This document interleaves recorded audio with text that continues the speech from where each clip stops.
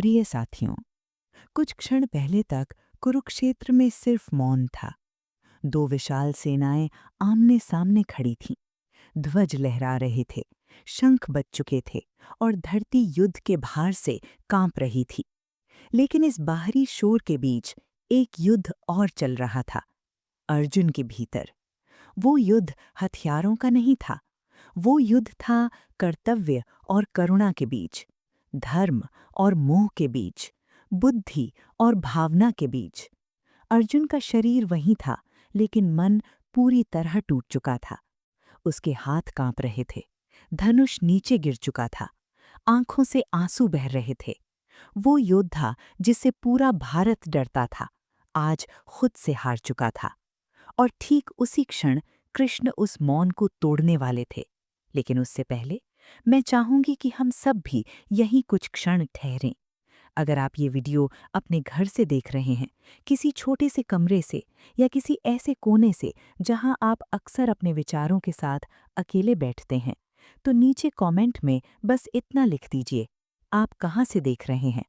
कभी-कभी सिर्फ अपनी जगह लिख देना भी हमें एक दूसरे से चुपचाप जोड़ देता है।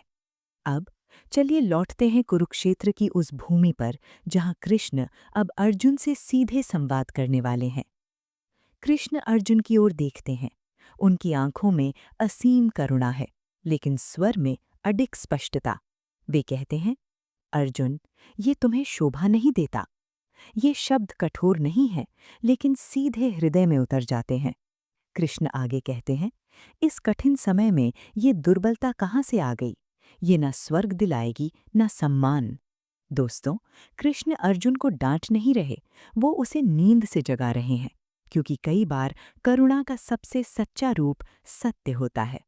अब यहीं एक क्षण के लिए आप रुकिए, जरा ईमानदारी से खुद से पूछिए, क्या कभी आपके जीवन में भी कोई ऐसा क्षण आया है जब कोई अपना आपसे ये कहना चाहता हो कि ये तुम्हें शोभा नहीं देता?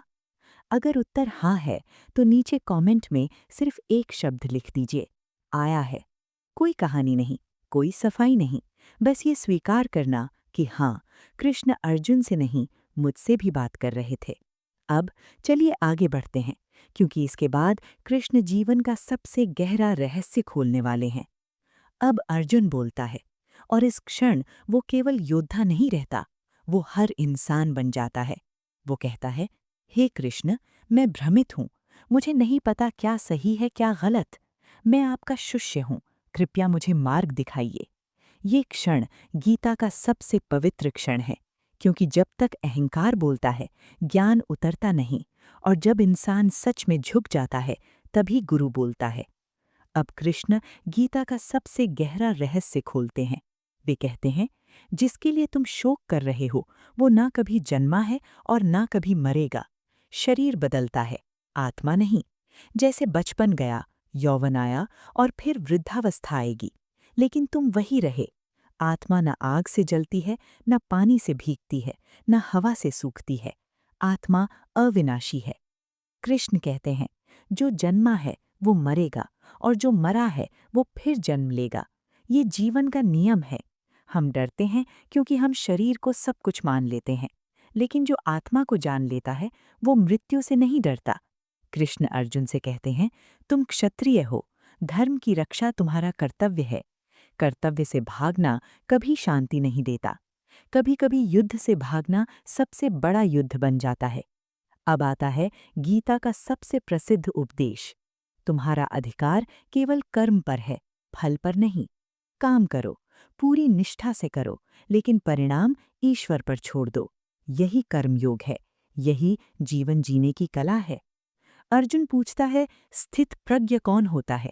कृष्ण उत्तर देते हैं, जो सुख में न फूले, दुख में न टूटे। वो भीतर से स्थिर होता है। वो संसार में रहते हुए भी बंधन में नहीं बंधता। कृष्ण चेतावनी देते हैं, इच्छा, क्रोध, मोह, विनाश।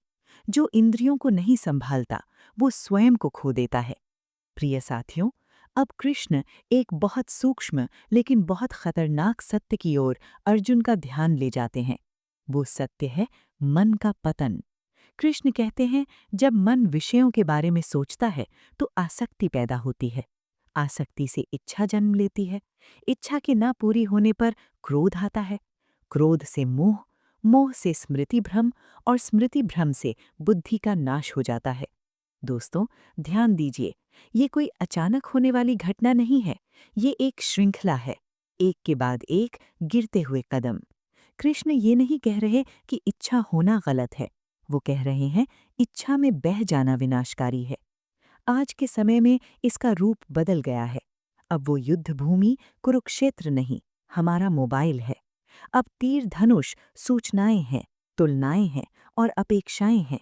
हम कुछ देखते हैं, मन कहता है चाहिए, ना मिले तो बेचैनी, बेचैनी से चिड़चिड़ापन और फिर खुद पर ही गुस्सा। कृष्ण अर्जुन को चेतावनी देते हैं, जिसकी इंद्रियां बिना नियंत्रण के भटकती हैं, उसकी बुद्धि तेज हवा में नाव की तरह डगमगा जाती है। दोस्तों, यहाँ कृष्ण संन्यास की बात नहीं कर रहे। वो कह रहे हैं सचेत रहो, देखो लेकिन डूबो मत, सुनो लेकिन बहो मत। जो व्यक्ति अपने मन का स्वामी बन जाता है, वो संसार में रहते हुए भी बंधनों से मुक्त हो जाता है। अब अर्जुन पहले जैसा नहीं रहा।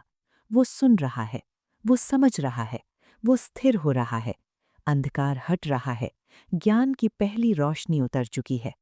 प्रिय साथियों, अध्याय 2 हमें सिखाता है कि आत्मा अमर है। डर अज्ञान से आता है, कर्तव्य सर्वोपरि है, कर्म ही साधना है। अगले अध्याय में हम कर्म योग को और गहराई से समझेंगे।